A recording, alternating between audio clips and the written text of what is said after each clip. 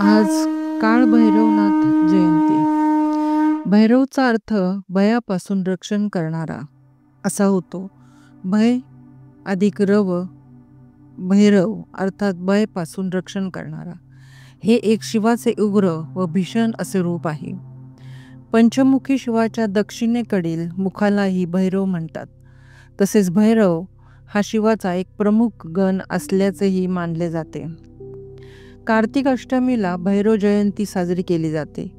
धार्मिक श्रद्धा अशी आहे की भगवान शिवाने वाईटाचा नाश करण्यासाठी कालभैरवाचे भीषण रूप घेतले आहे.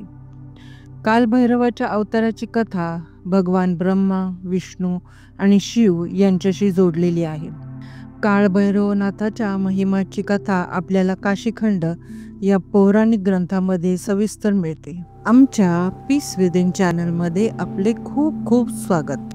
एकदा श्री विष्णू आणि ब्रह्मदेव एकत्र बसले होते. बोलता बोलता दोघांमध्ये प्रश्न निर्माण झाला, आमच्यात श्रेष्ठ कोण?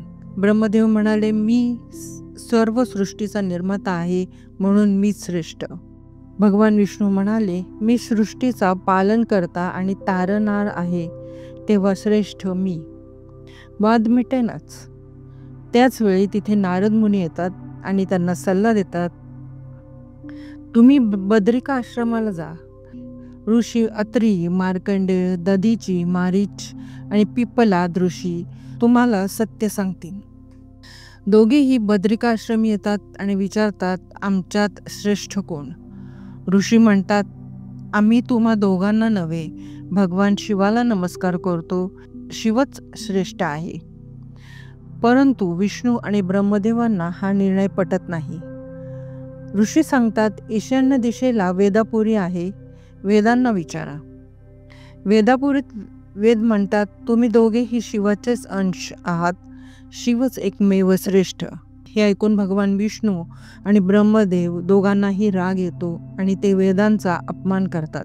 शेवटी वेद सांगतात, ओंकारेश्वरांना विचारा. परंतु ओंकारेश्वरी सांगतात, संपूर्ण ब्रह्मांड शिवाच्या अधीन आहे, श्रेष्ठ शिवच आहेत. इथेही ते दोघे रागाने वेद आणि ऋषींचा अपमान करतात.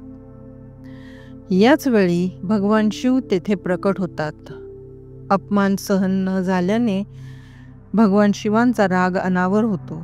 ते उजवा हात आपटतात आणि त्या दैवी स्पर्शातून प्रकट होतो उग्रदर्शनी, जटाधारी, त्रिशूलधारी, रुद्रमालायुक्त श्री काळभैरवनाथ. शिव आज्ञा देतात, जा आणि या दोघांचा वाद मिटवा. काळभैरवनाथ ब्रह्मदेवांना सांगतात, 21 स्वर्गात जा, माझा मुकुट शोधा. भगवान विष्णूला सांगतात, सप्त पाताळात जा, माझ्या पादुका शोधा. भगवान विष्णू हजारो योजनांच्या खोल पाताळात जातात. पाताळकंद सांगतो, लाखो वर्ष झाली तुमच्यासारखे कोटी विष्णू येथे गेले, परत आले नाहीत. भगवान विष्णूंचा अहंकार नष्ट होतो. ते परत काळभैरवाकडे येतात. स्वर्गात ब्रह्मदेवाला मुकुट दिसत नाही. कामधेनू व केतकी सांगतात, अजून अनंत ब्रह्मांड फिरावे लागतील. ब्रह्मदेव त्यांना खोटे बोलण्यास प्रवृत्त करतात. ते तिघे काळभैरवनाथाकडे येतात आणि म्हणतात, मुकुट पाहून आलो. काळभैरवनाथांना क्षणात कळते की हे खोटे आहे.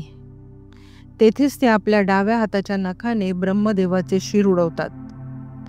कामधेनू आणि केतकीलाही शाप देतात. भगवान शिव प्रकट होतात आणि म्हणतात, तू ब्रह्महत्येचे पातक पुसण्यासाठी त्रैलोक्याची यात्रा कर.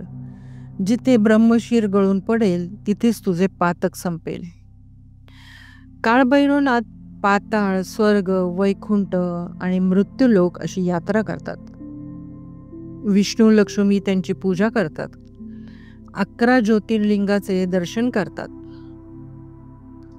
परंतु पातक जात नाही. शेवटी ते काशी येथे पोचतात.